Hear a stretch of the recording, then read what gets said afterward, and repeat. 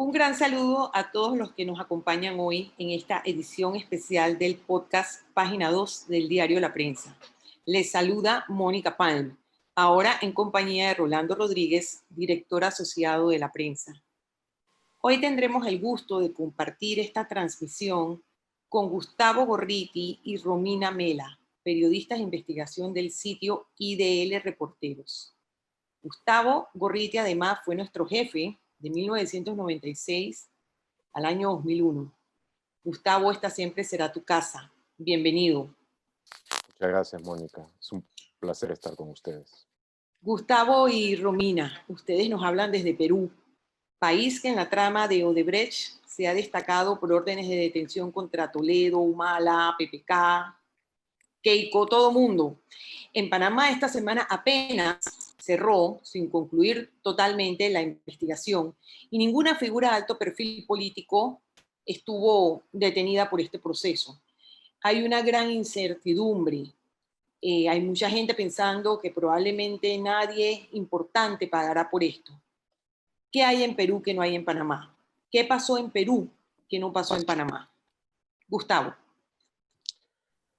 Lo primero, más importante, fue la acción del periodismo de investigación que vinculó el caso de Brasil con el Perú, entendiendo claramente de que la trama del caso Lava Jato era una trama internacional que cubría casi toda Latinoamérica y también fuera del continente, en algunos lados como Portugal, África, Angola, Mozambique. Pero, y además sabíamos de que había tenido la empresa brasileña, particularmente Odebrecht, un papel muy importante en la vida empresarial y política peruana, en especialmente todo el siglo XXI. De tal manera que apenas empezó el caso, nosotros nos dedicamos en forma preferente a ello, viajamos a Brasil, uno de nuestros, luego de no muchos viajes, lo hicimos en una ocasión, por lo menos con Rolando, para tratar de juntar los casos con el de Panamá. De hecho, debo decir una cosa muy importante, de que cuando buscamos encontrar aquellas cosas que fueran propias, que no estuvieran saliendo en Brasil, una de las primeras cosas que emergió fue la conexión panameña. Y que trabajando directamente con Rolando, buscando las sociedades que ahí estaban, sobre todo al comienzo, lo que había sido un misterio, la Constructora Internacional del Sur, ahí por primera vez empezamos a ver cómo funcionaba aquello y pudimos hacer la primera investigación que probó en forma fehaciente la corrupción de alto nivel y además los mecanismos de pago con los que eso había salido. Entonces, eso creó una fuerte reacción de la sociedad civil peruana, una demanda para mejorar la investigación fiscal, y aquí la Fiscalía de la Nación, que es el equivalente de la Procuraduría General de la República, en el caso de ustedes, luego de un comienzo medio en falso, eventualmente creó un equipo al que se llamó, con justa razón, el equipo especial de fiscales, procuradores de primera, que establecieron una relación operativa muy estrecha con el grupo especial de Lava Jato, la Fuerza de Tarefa de Lava Jato, en Curitiba, y llevaron adelante, continuaron con las cosas que nosotros habíamos hecho. Nosotros por nuestro lado, con la participación activísima de Romina desde el primer momento, también buscamos emular lo que estaba avanzando en la Fiscalía, tratando de llegar a sacar la mayor número posible de casos. Y eso hizo posible de que se pudiera avanzar. Eso fue lo primero. Lo segundo es que cuando ya había salido un número importante de casos y era muy necesaria una participación fuerte de la Fiscalía, nosotros llevamos a cabo una investigación concomitante sobre corrupción en el Poder Judicial. Ese caso acá lo llamaron como lavajuez o los cuellos blancos y tuvo como resultado una reforma profunda de todo el sistema judicial acá en el Perú, que hizo posible avanzar en forma dramática en esta investigación. Eventualmente, como parte de todo eso, se llegó a un acuerdo de, acá se le llama colaboración eficaz, en Brasil delación premiada, con Odebrecht y luego con otras compañías brasileñas como OAS, por ejemplo, mediante el cual llegaron una cantidad impresionante de datos aquí. Eventualmente, Odebrecht en el Perú se convirtió en un importante auxiliar de investigación de la Fiscalía, de tal manera que eso avanzó muchísimo, muchísimo. Nunca en el Perú se había avanzado tanto en una investigación anticorrupción. Desgraciadamente, no lo suficiente como veremos luego. En Panamá, la investigación del caso cerró la semana pasada y haciendo un breve balance, al final, bueno, todavía no se ha emitido una vista fiscal, quién sabe en cuánto tiempo la veamos por el volumen de la investigación y la cantidad de tomos que hay. Pero hasta ahora ya sabemos, por ejemplo, que hay 102 imputados. De esa cantidad, 2 son empresas o sociedades. Hay 18 acuerdos de colaboración, de los cuales se derivan 16 condenas. Y el monto del dinero recuperado es de 227 millones de dólares. Odebrecht no está inhabilitada, todavía puede hacer negocios con el Estado panameño. La mejor salida para manejar este caso era cancelar todos los contratos de la empresa e inhabilitarla. No creo. A partir del momento en que Odebrecht, yo no sé cómo lo hizo en Panamá, acá en el Perú hizo un acuerdo de colaboración eficaz en el que se comprometió sin fecha límite, sin término, a dar toda la información que pudiera tener sobre toda la historia de corruptelas, de sobornos que había hecho en el Perú. Entonces, como parte de eso, acordó pagar una reparación civil, pero lo más importante de todo, dar información y dar información. Entonces, cambió completamente el cuadro. Odebrecht, de ser la nave insignia de la flota pirata de empresas corruptas, se convirtió en el principal aliado de la Fiscalía. Y entonces más bien los corruptos empezaron a atacar a Odebrecht con todo y pidiendo más bien que salga y que no se les permita nada.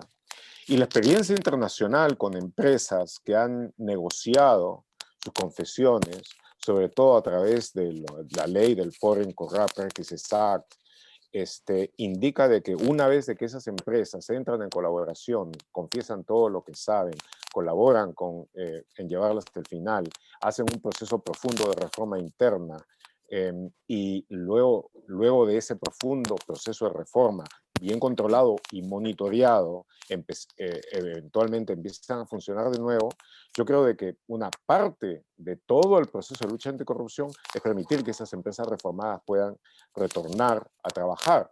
Ese ha sido el caso de Siemens, ese ha sido el caso de Telesonera, ha sido el caso de varias empresas a nivel mundial y creo de que ha tenido globalmente buenos resultados. De tal manera de que no, yo creo de que si la empresa colabora, si la empresa confiesa y entrega todo lo que tiene y además entra, como digo, un proceso profundo de reforma interna, entonces eso debe ser eventualmente recompensado. Y tampoco, de otro lado, uno quiere dañar la economía. Por lo contrario, se trata de que el proceso de sacar a los bribones, de sacar los delitos, de hacer que paguen por ellos, sea lo más breve posible y con el menor costo colateral para la economía que se pueda. Se trata de no perder empleos, de no perder puestos de trabajo y de no perder además la capacidad técnica que puede tener esa empresa. Entonces, eso ha sido. Acá en el Perú, quienes más atacan a Odebrecht ahora son los que han estado vinculados con la corrupción y quienes recibieron dinero de ella. Entonces ahora están fungiendo como heraldos de la moralidad pública, ¿no?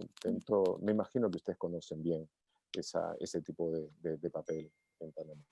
Pero creo que un aspecto clave, perdón que te interrumpa, Rolando, y que es la primera vez que en Perú se firma un acuerdo de este tipo con una compañía Y la delación de Odebrecht, como esta empresa implicó a otras compañías peruanas, como otras que también pagaron sobornos o financiaron campañas políticas, aquí se descubrió en Perú lo que se llama el Club de la Construcción, que fueron todas las empresas locales, las empresas peruanas, que también pagaron sobornos solas en consorcio para poder adjudicarse proyectos públicos y pagaron también a funcionarios públicos. Entonces, muchas de esas empresas también ya iniciaron procesos de acuerdos de colaboración eficaz con la Fiscalía y han aportado información relevante sobre otros políticos.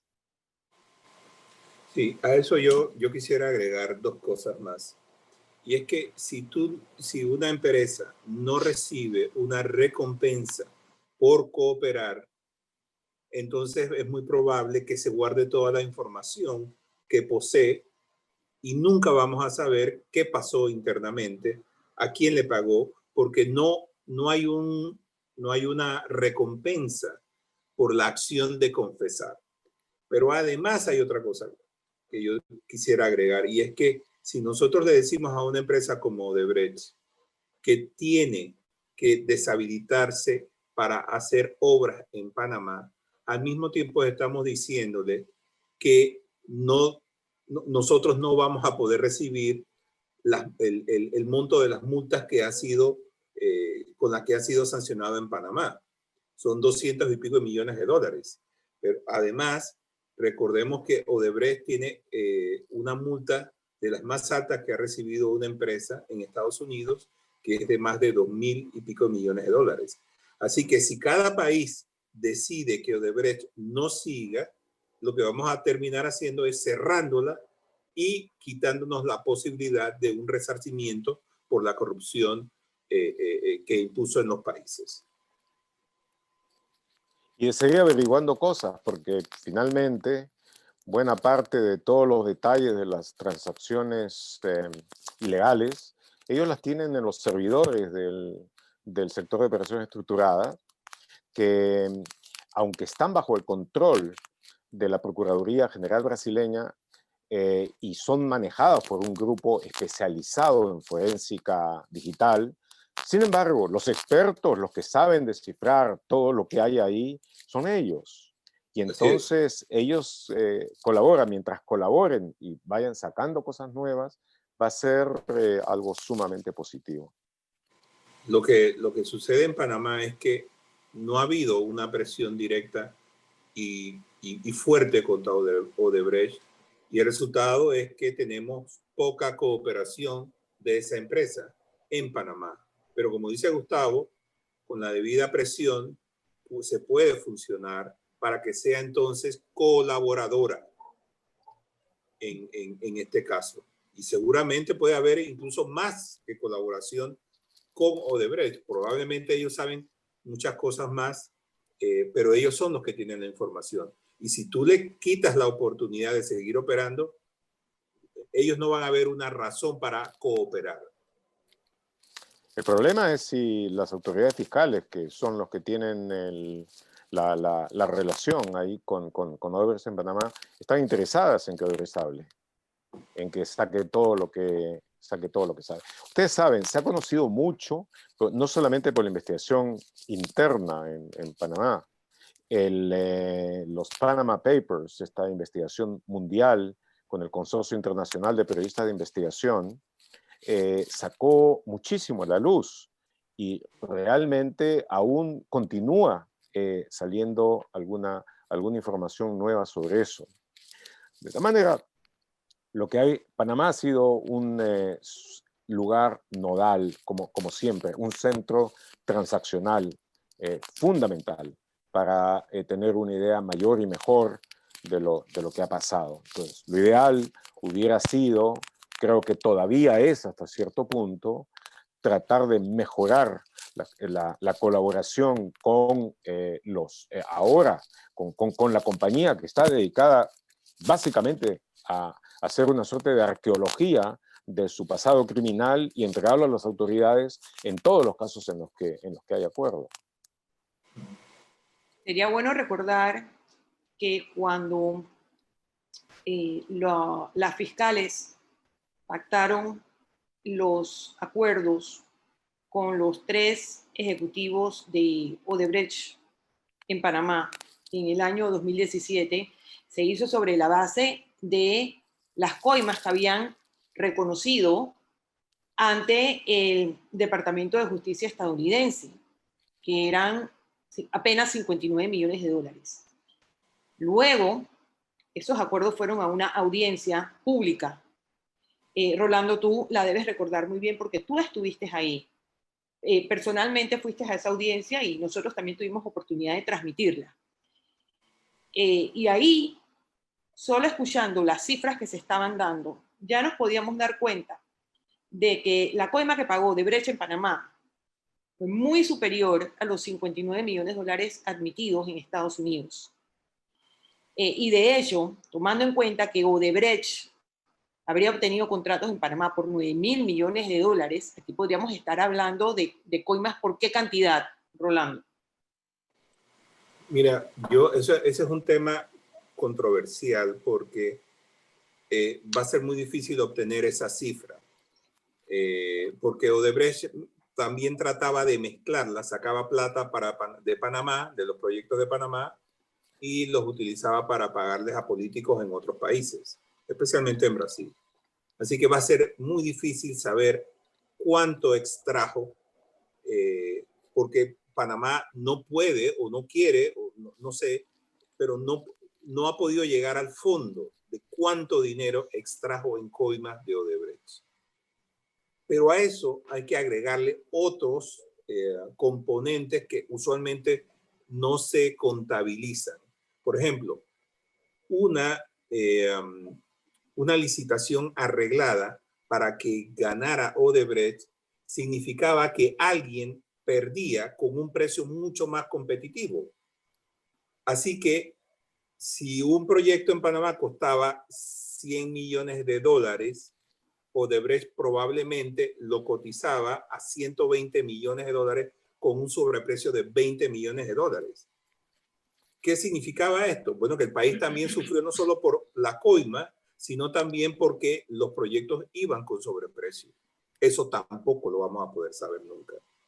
Así que esto es mucho más grave que cuantificar la coima. La coima, a mi parecer, creo que Odebrecht pudo haber sacado, no sé, 400 millones de dólares. Estoy especulando. Pudo haber sacado 400 millones de dólares. De esos 400 millones de dólares, es muy probable que se haya pagado una parte a políticos panameños y otra parte fue destinada a políticos en otros países porque, por ejemplo, en Brasil se tenía las obras que participaba Odebrecht eran muy vigiladas y probablemente generaban algún tipo de pérdida. Y si generaban pérdidas, entonces la empresa tenía que buscar dinero en otros lares para entonces entregárselo a los políticos. Y esa plata no salía de los proyectos en Brasil. Salía probablemente de Perú, salía de Venezuela, salía de Panamá. Así que es muy difícil al final del camino llegar y decir esto fue lo que nos costó la presencia de Odebrecht en Panamá.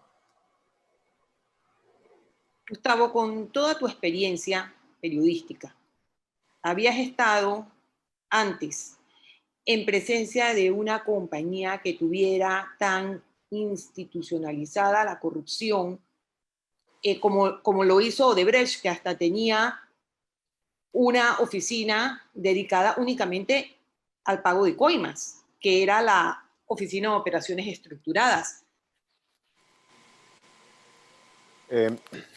Odebrecht y en general las empresas del caso Lavallato tienen una característica que les es sin duda propia y es la rapidez y la agresividad con que crecieron, primero en Brasil y luego salieron a conquistar el mundo. Y lo hicieron, por lo general, no solamente compitiendo con buena tecnología, porque hay que decirlo, por lo general eran buenos ingenieros, dependiendo un poco de las compañías, pero en los de Odebrecht eran muy buenos. Pero además era el sistema de pago de coimas en donde, sobre todo a partir del momento en que Marcelo Odebrecht tomó el control de la corporación, se trató de avanzar muy agresivamente en eso, ofreciendo programa de pagos que parecía que era incapaz, imposible de ser detectado, que ofrecían ellos una tecnología, una ingeniería de la coima y el soborno que era de una calidad superior. Eso no quiere decir de que otras compañías no hayan sobornado y no lo hayan hecho en forma constante, etc. La única diferencia fue el factor sistemático con el que ellos lo hicieron. Ahora, eso en el momento en que cayeron y en el momento en que empezaron a confesar, sin duda fue de una tremenda ayuda como para poder comprender y llegar a todo. Respecto de lo que decía Rolando, hay que tener presente de que para ellos las operaciones internacionales y nacionales eran parte de un todo. Entonces, por ejemplo, el sector de operaciones estructuradas, que necesitaba convertir dinero lícito en dinero ilícito para poder pagar entonces las coimas, o sea que hacía un lavado al revés, mejor dicho, un ensuciado del dinero, tenía todo un sector de lo que llamaban de generación de recursos, que iban proyecto a proyecto, viendo cómo lo hacían y cómo lo sacaban. Pero todo estaba contabilizado.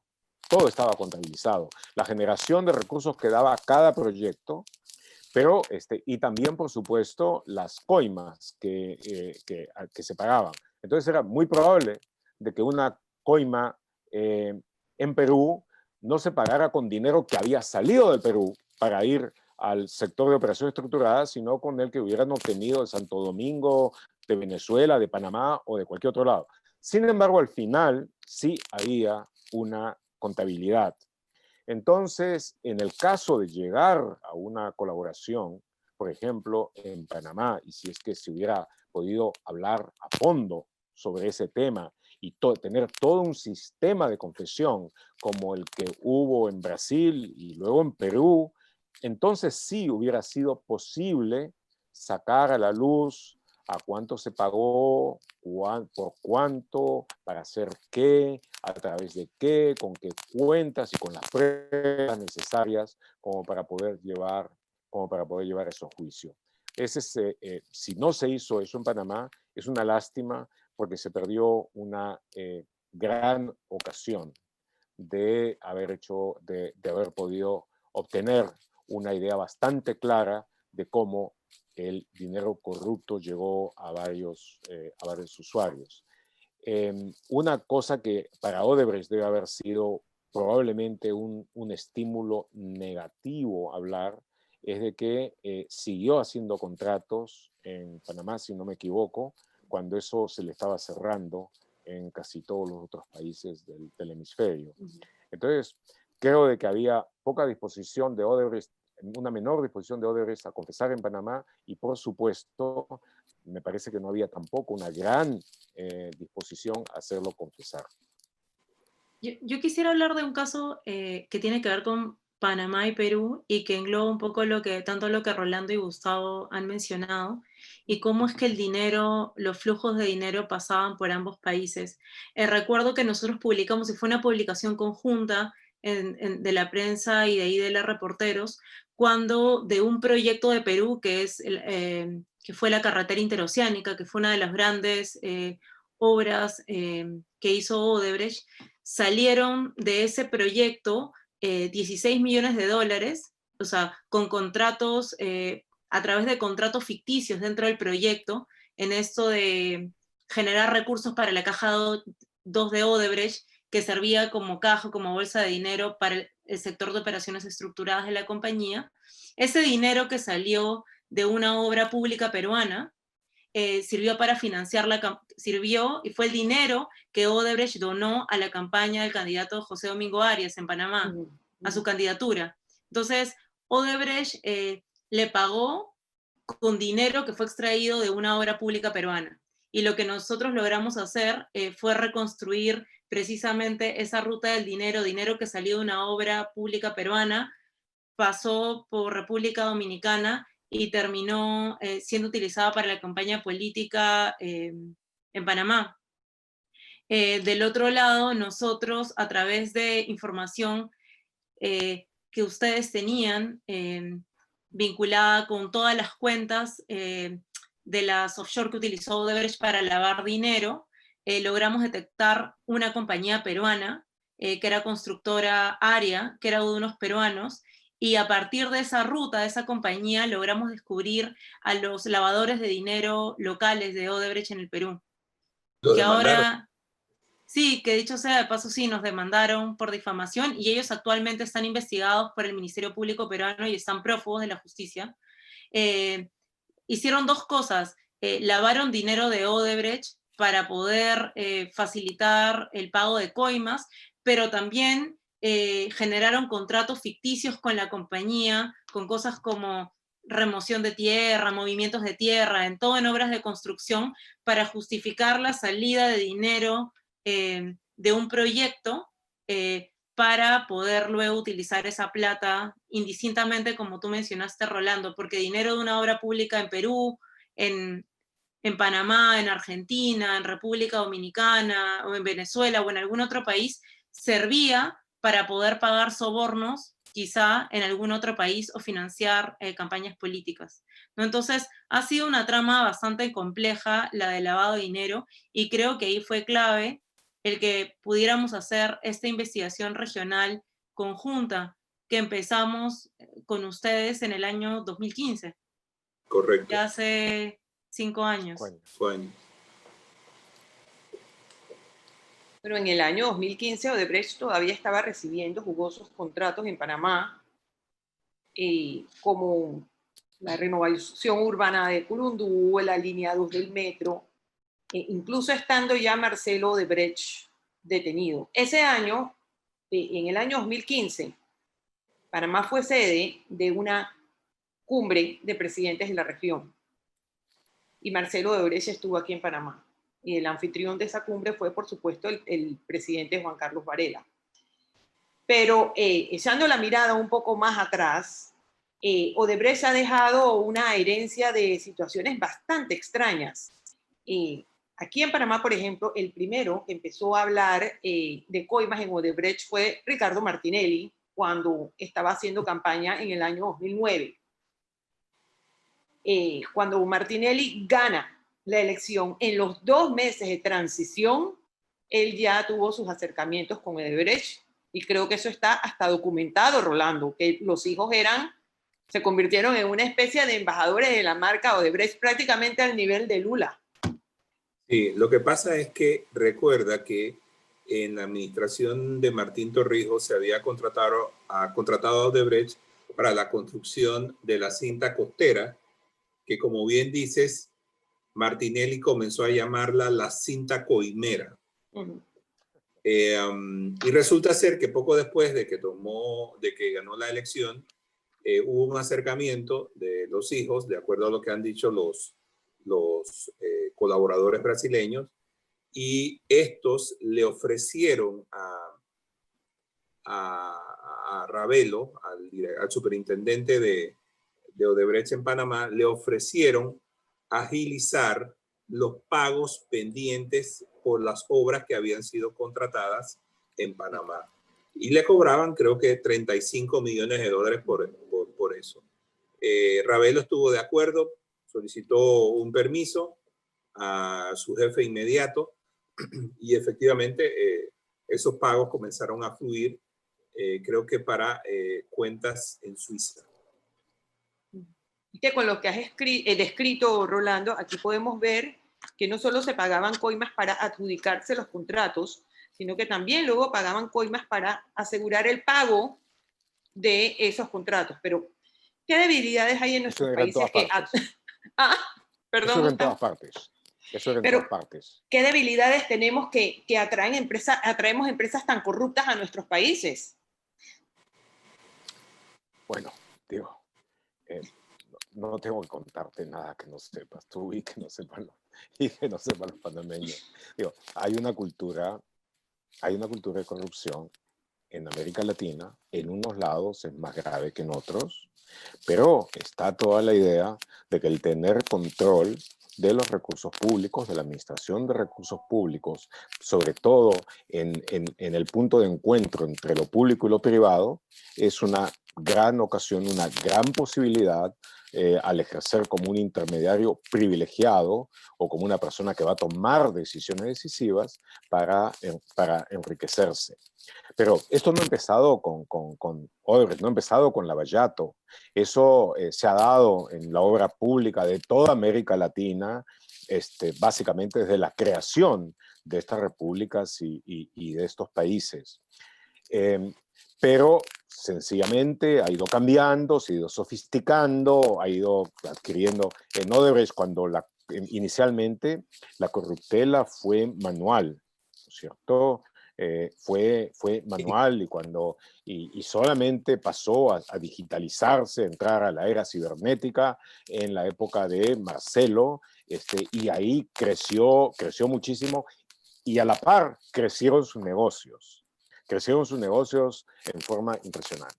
Pero ahora que ellos han dejado el mercado, yo tengo la certeza de que ya se está dando de nuevo formas de corrupción. De hecho, una compañía que está aquí, una compañía española que está a cargo del Metro de Lima, ha sufrido una sanción por prácticas indebidas por parte del Banco Mundial. Cuando el Banco Mundial ya castiga por eso, es que las cosas han sido bastante gruesas. De tal manera de que es el avance que se ha dado, yo creo que en todos nuestros países, en unos más que en otros, ha sido un avance dramático, ha sido un avance sin precedentes. Aquí en el Perú, por un momento, dio la impresión de que estábamos entrando en un nuevo momento en nuestra historia, en donde íbamos a poder empezar a tener una nación considerablemente menos corrupta y todo esto. Pero, y así pareció por un momento, pero luego resulta de que el pantano es más amplio, más profundo, más dúctil y más creativo de lo que uno piensa. Y ahora, aquí en el Perú, yo creo que estamos en medio de una fuerte contraofensiva de todos los sectores aliados con la corrupción y que de una u otra manera buscan de recuperar el poder y de reescribir la historia, porque ahora naturalmente el gran problema es cuál va a ser la narrativa final de todo esto, y eso también viene vinculado de una u otra manera con la crisis mundial que están viviendo las democracias, y va a tener un impacto adicional por el brutal golpe que la peste, la pandemia, va a haber significado en nuestras sociedades, pero sobre todo en las democracias. Entonces, esto, desgraciadamente, yo llevo muchos años en esto. Ha habido, debo decir, en todos estos años, muchas luchas periodísticas, porque creo, no puedo definirlas de otra manera, han sido verdaderas luchas pugnas y obviamente creo que en conjunto podemos recordar lo que fueron esos años en Panamá, y acá en el Perú antes y después no han sido menos intensos, pero uno siente de que se ganan muchas de estas batallas periodísticas contra la corrupción, pero que la victoria en la guerra siempre se hace distante.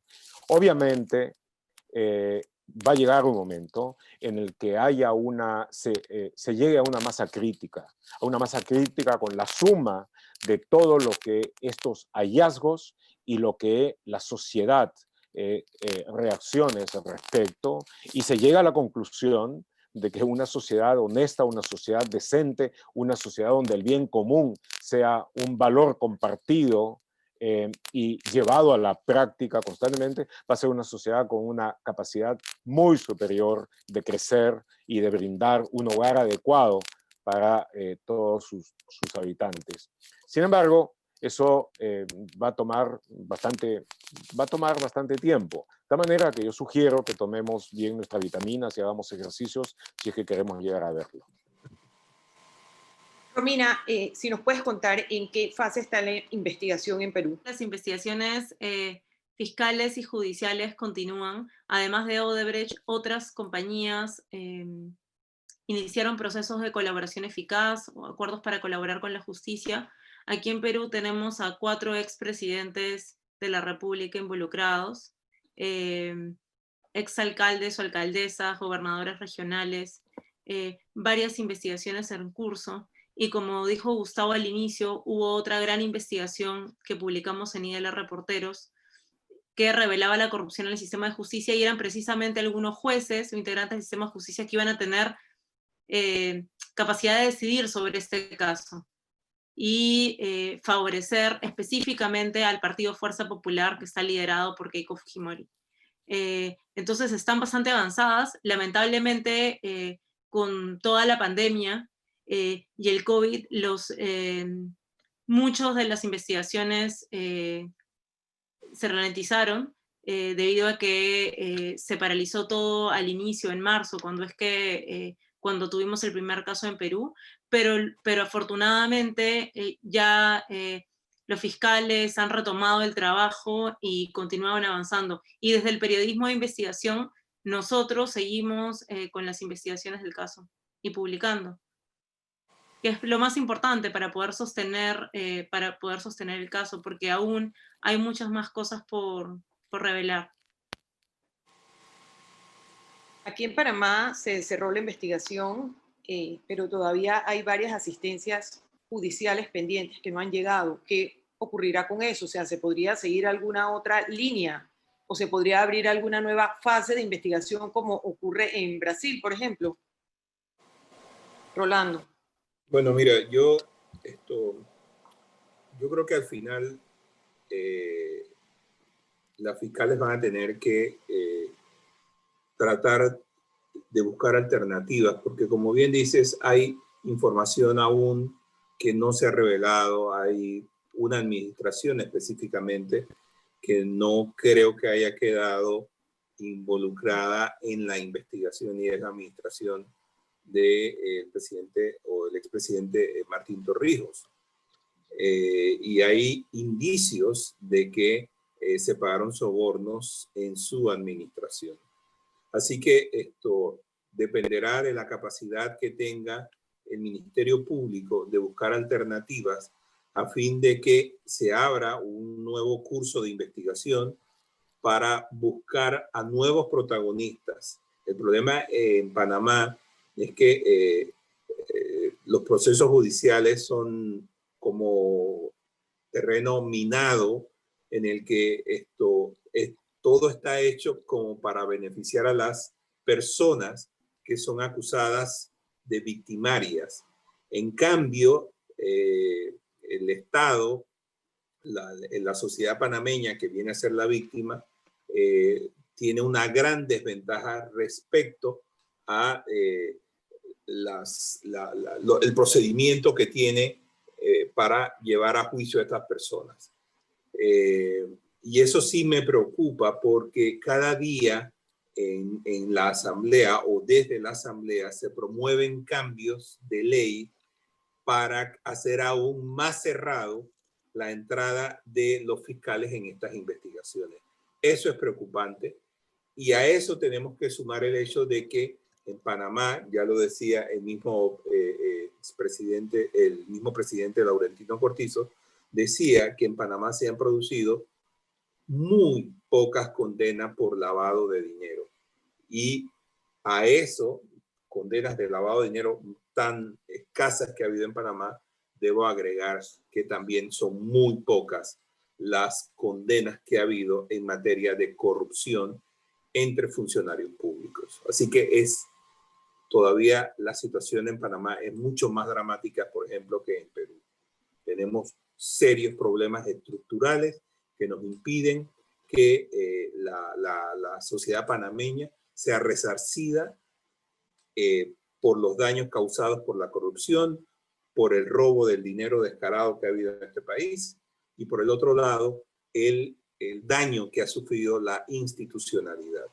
Todo eso nos conduce a un estado que probablemente terminemos llevándolo a una sala de urgencia para tratar de salvarlo, ya que estamos bastante mal. Soy muy pesimista sobre el futuro del país, porque por todo lo que estamos viendo especialmente en estos años. Bueno, ya para ir terminando, ¿alguna vez iremos a juicio?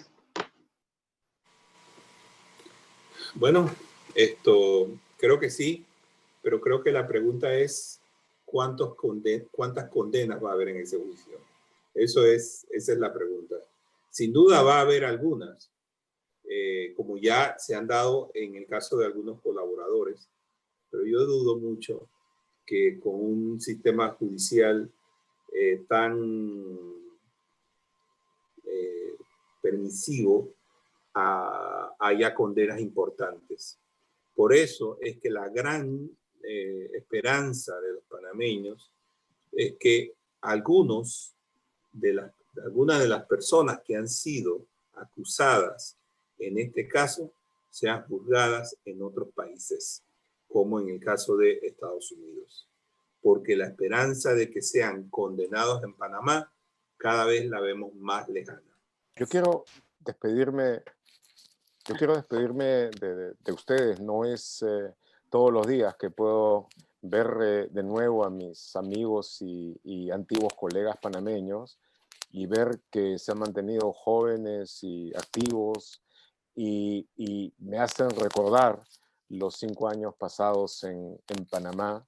Fueron 5 años movidos y llenos de incidentes, pero a través de los cuales desarrollé un profundo cariño por el país y por su pueblo y por su gente, por gente magnífica, a la que recuerdo con gran cariño y con gran calor. Ha sido un placer estar de nuevo en contacto con ustedes y pese a tu pesimismo, Rolando, les deseo lo mejor de lo mejor.